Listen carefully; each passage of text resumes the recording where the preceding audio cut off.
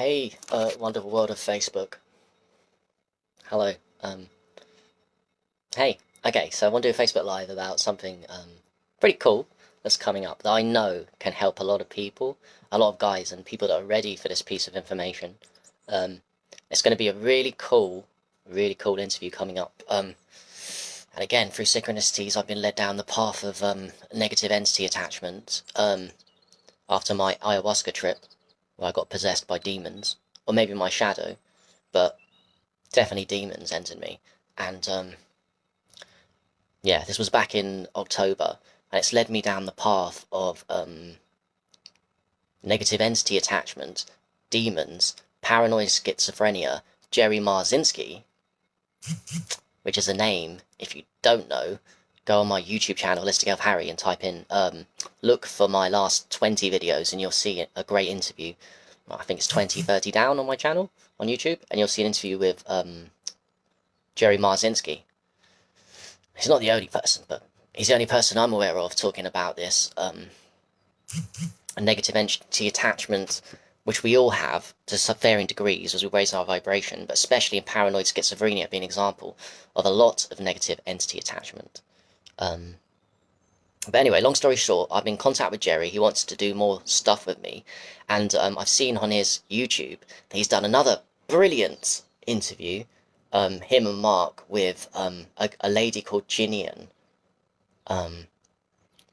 who has a mad story she's willing to share of how her son was a paranoid schizophrenic.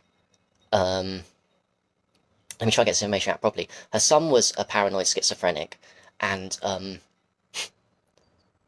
he's gone on to do something really bad and evil, really evil, due to demons in his mind. And actually what he's done is he's killed his partner, murdered her. He murdered his partner due to negative entity attachment, demons possessing his mind. So this is a depressing subject for you all. I do apologise, but it's important to get this information out there. And she's a beautiful soul that's gone through a dark night of the soul, has Ginian, because her son has been so attached to demons, he's actually murdered his partner, sadly, and he's now in prison for this. And it was a great interview, where she even had clips of what he was like the last time she saw him, and the last time she saw him within a couple of months after that, he'd murdered his partner, not him, the demons. And she's willing to do an interview with me, so that's why I've just jumped on here to say to you that I'm going to bring you guys, if you're interested, an interview with Ginian and Jerry, a three-way conversation where she's going to relate her story, her dark night of the soul, with all of us, on how she's come to this awareness that it wasn't him, it was demons, and Jerry agrees with it, I agree with it, it resonates with me. It's a very serious issue, I feel, because we live in the spirit world. We are spirits, we're souls in human bodies, and yeah, love and light and positivity, but the dark side of it, there's demons everywhere. And look at this example, murdering somebody, it's not you, it wasn't him. Not forgiving the actions, but this is just the extreme levels that people can go to, where this is what demons can do. Demons, when they enter our auric field and control us to that degree, can make us do things that we aren't even in control of. I remember saying that after he did stuff like this, there's not acknowledgement, because it wasn't them, it was demons. So I'm going to bring you guys that interview. I'm in contact with Ginian, and in contact with Jerry, and I'm going to bring you Freeway, explaining her story, her dark night of the soul that woke her up to all the beautiful things she's doing now, helping mums and dads awareness of their children, of people that within your family and that you love, that you have to let go of, because they get to a point where you can't save people. Some people are too far gone, and it's important for parents to realise it's not your fault, it's not how you brought up your children. Often, that makes them this way. It's not. And it's a really powerful story. And actually, I think before that, great prep would be maybe I'll share below, for anyone interested, the interview where she shows us the videos of what he was like the last time she saw him. How rude and arrogant, not arrogant, sorry, the demon's talking to his mum just before he went and did this murderous act, which is really sad. But I'm happy to be in contact with her. I'm really happy that she's had this awakening, because she's a very powerful lady going to help a lot of people whose children have suffered with this disease, and I feel a call to share it, because this could have been me. It could have been all of us. I've had demons on me. I probably still do. They don't control my life anymore, but they do turn up in our lives when we have negative thoughts, like doing weird things to people. For example, for me, I wanted to kill people and become a suicide bomber. So that's an example. That wasn't me either. So this one is just to jump on and say that's going to come. I'm in talks with them, and I'll do it this week or next week and post up my YouTube very quickly. I can't wait for that. It's important to share this information, and I'm excited, but also scared and nervous, because this is things that I'm going to learn, just like you, as we go and present this information. Like I said, this is not the Love and Light Brigade, la-di-da, happy, light, denial, spiritual bypassing, blah, blah, blah. This is the real shit. The real demons. You know, and I've had it. So I know how she feels, I know her suffering, and I know her mission, and she's a very powerful lady, and I've got questions for her that I'd like to ask. You know, demons, negative entity attachment, and how we can spot these in our children and other people, so that we can get to them before it's too late, and they are fully possessed and controlled, and they go on to do absolutely crazy things. Because look what that's done. Look what that's done to that lady. She's gone. Her family left behind. I mean, karmically speaking, we can't sit and watch as our children and people we know and love, our friends, start going due to a downhill spiral and are possessed by lower entity vibrations. The first step is to recognize it's not us and to help them, doing all the things that we know about. So whether that be urine therapy, whether that be fasting, whether that be grounding, whether that be the most important one, recognizing that these voices in our head aren't us. They aren't us. They're spirits from other realms that have entered. Yes, we've allowed them to a certain degree, through lifestyle choices, through drinking alcohol. I mean, look, I'm not judging, but these things that we know about in the community, and I hope you guys agree watching this, alcohol, demon spirit possession when you go too far of alcohol. I mean, yeah, you can drink it in moderation and not get to that far, but I think it just ruptures a hole in your auric field, alcohol does.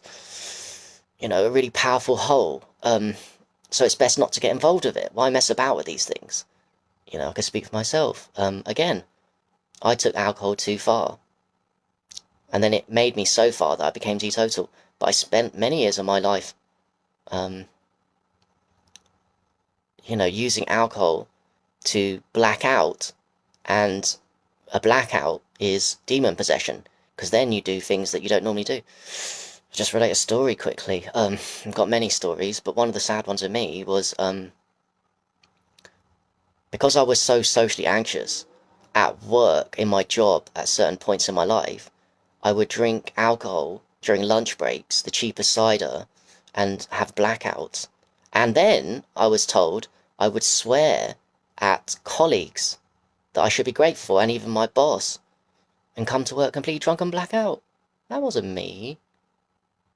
But that's how some people in my life that have had brief contact with me when I was going through the worst know me now as this dickhead, but really I was demon possessed. You know, I still recognize it in me now, truthfully, when I have these thoughts, when I get triggered a lot by even people in our communities. I can feel the demon inside me. We all have them. You can deny it, but even a minor thought of doing something that's out of character to you, it's there. The question is, do you let it take control of your life? And do you recognize that it's not you? Because the first step is to recognizing it's not you. And then that recognition that it's not you takes away the power of these things to control you. Because these voices in your head that paranoid schizophrenics have, you know, the voices, that's how you take your power back from them. Recognizing, hey, they are not fucking me. They are not me. I have an issue. I've created a lower auric field through alcohol, through drugs, all the bad ones, especially, I do believe, Marzinski's right, methamphetamine, crystal meth, being the worst. They're not us. They're really not. So it's important information, and I'll bring that to you guys in the next few weeks. If you've not seen the interview I've done with Jerry Marzinski, oh my god, watch that. And I can't wait for this next one. And I feel a calling to go very deep on this subject, because I don't want negative entities in me. I don't want them in other people. Technically, when we focus on our health and our vibration, emotional, spiritual, and physical health, all of them, we create a very strong auric field where these things recognize that and they can't even penetrate and suck our energy. Because all they are, these negative energy demons, is, okay, the shadow, but they survive through controlling us and controlling our actions. And on the worst scale, getting you to do things you wouldn't normally do, like fucking going against the laws of nature, killing someone. No spirit ever comes into this world thinking it's a good idea to kill someone and being happy with it. I mean, you have to be really controlled to do that. You know that feeling when you get, you're so traumatized that you have this anger inside you? Liver toxicity. That's linked, isn't it? You get really angry and you do things that are like, mad. Even the thoughts of anger, that's good. But to act upon the anger you get when these demons enter, because you've lowered your vibration due to all of the above, physical, spiritual, emotional, ill well-being, they allow them to enter. And this is not good, and I will not fucking stand for it, and I will be super passionate about it, and take care of myself, and do what I can to help other people that are ready, which is you guys. I'm aware paranoid schizophrenics are a very extreme case, and they're hard to get to, but the information is important, and it needs to be shared, and it can be stopped through all the things that we do. God bless all the stuff that we know. I love me aged urine, I love me Rife machine, all of this stuff. We can really work on our auric field, our chakras, our blockages, because that's what the parasites thrive upon. They thrive on parasites, isn't it? In the gut, in the body, are parasites, and then they control us, and they do things. I mean, even on a mind level for us, they cause cravings, so we eat food we shouldn't, and a lot. Even on that minor level, that's a big thing, because then we're doing things that go against the highest vibration, these little parasites in our body, in our gut, and they make us eat more, and guess what? We eat more either good food or especially junk food, and then that lowers our vibration, which as a consequence leads to the little parasites, lead to the bigger parasites, called the negative spirits and the demons, to now enter, and now when they can enter, they can start talking to us. In it. They can start talking to us, and then making us do things that we would never normally do. Even when you have those thoughts and don't act upon it, it's a sign that they've already penetrated. Not as well, because you've got a strong auric field. I'm just saying, it's huge. It's huge. It's a fucking huge, huge subject, and I can't get enough of it. And it's a complete focus of my life, and I know yours, you guys watching this, for lifelong. It's a really important topic. It's something that I hope to do my best in this incarnation to heal, so that they don't even have a fucking chance with me, to really ground myself, so that I don't even give entities a chance in my life, and I don't want them to give them a chance in other people's life. I feel like it's very deep. Anyone that does something against natural law, stealing from other people, lying to other people that you love, even those minor things, we can really take it on ahead and stop them. And that's my mission. And that will always be my mission. And it's a struggle for me. Life is a fucking struggle. If you see my post today, life is challenging, even for me. I feel like we trigger ourselves a lot in this community due to trauma and triggers, and then run away from people in our communities. We want to build relationships with people that trigger us, because the triggers and the demons are controlling even us, so that we can't even build relationships and deep friendships with each other. It gets in the way, and I don't want that, and I know you guys don't want it.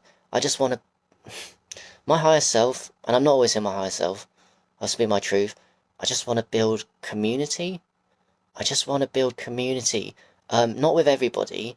I want to accept everyone as they are, but I especially want to nurture, support, and learn, and hang around you guys and people that I can learn from, and that requires us to do the work and to understand these things like demons, negative entity attachments, that we've all got them, when we get triggered to each other, not to run away, to accept, oh yeah, this person's triggering me, let's heal each other. I want that. I truly do. I really do. And all I can do is share my little bit of wisdom on it and bring you other people like Jerry Marzinski and this lady Janine, who's had such an awful, awful experience, but actually it's woken her up to this powerful mission. Like I said at the beginning, her son has fucking murdered somebody. But she's willing to share the videos of what he was like, of him in action, his demons talking, his abuse physically and verbally of his mum, his beloved mum, which wasn't even him. Because I think with him, he was taking, if I remember correctly, Janine, if you're watching this, forgive me, he was taking crystal meth. Yeah, I feel so sorry for people that go through this. You always think you have it bad in life, and then you hear stories like this, and then I think it could be a lot worse. I'm glad I'm here. I'm glad I didn't listen to my demons, who didn't want me to be here so they could suck my energy. The demons have sucked enough energy from us, and now they've gone on to... The demons actually have woken us up, if you look at it right. With some people, you lose, like Janine's son. He's lost. But he's taught us an important lesson and given his mum a mission. The demons, whilst they were in me at my lowest, and really controlling me, don't control my life, and I'm on the path, just as I know you are. I can see was watching, Stacey, Laurie. We've had them, but they don't control us. All we can do is take right action, learn more about them, recognise that they are not us, and actually, demons are our biggest teachers when we see them as the right things. The dark, in a simple way of looking at it, is the teacher for our light work. Without the shadow, without the demons, without the dark. I've got so much to say on demons, and actually, karmically speaking, I have a true demon in my blood and in my family unit, within my family. Born a demon, born a soulless psychopath. My brother. So I know a lot, and I know it in a simple way, and it's actually woken me up. I'm grateful to my brother. I probably chose him. And if you're thinking, psychopaths, I don't mean... Can I just re-emphasize this point? I don't mean psychopaths that are damaged by environment. I'm aware that we all fluctuate between psychopathy. I mean, I know, and I want to get better at explaining this to you guys. There are actually creatures born in the physical reality, and I've just been talking to you about spiritual demons coming into our brown voices. And here's a funny thing, if I really wanna fuck with your mind, and I do, because it's my truth, some humans, some souls here, are born soulless. And they come here, I think, due to karma, or whatever the reason. That's not the point. The fact is they are born that way. They are born that way, and they manifest here due to maybe ancestral trauma to teach us lessons. I know for me, I probably chose it so I can get on this path, because my brother, my genetic born psychopath, what do you mean, ego? What do you mean, Harry, literally, I've got a few things that woke me up, but probably none more than having a genetic born psychopath as a brother. Really. There's great information I want to share on that. A great book, if you guys are up for reading books, and it's a great one. There'll never be a greater book on genetic born psychopathy and how what they do than Thomas Sheridan. I'll shout out Thomas Sheridan. He's written an amazing book. It's very cheap on Amazon. Please read it if you're interested. It's called Puzzling People. It's called Puzzling People by Thomas Sheridan. I love that book so much. I need to reread it. And if you want to dive deeper, and by the way, if you want to dive deeper, I've done a 30-minute live on this rip on YouTube a few weeks ago. I can't remember the title of it, but it was a 30-minute one, Under the Red Lights, somewhere in Newquay, I think. But another video, if you want to explore this area, that speaks to me, and it's so good. It's a movie. So I've given you a book, Puzzling People by Thomas Sheridan. Now I'll give you a movie. The movie is called We Need to Talk About Kevin. The movie is called We Need to Talk About Kevin, and it's from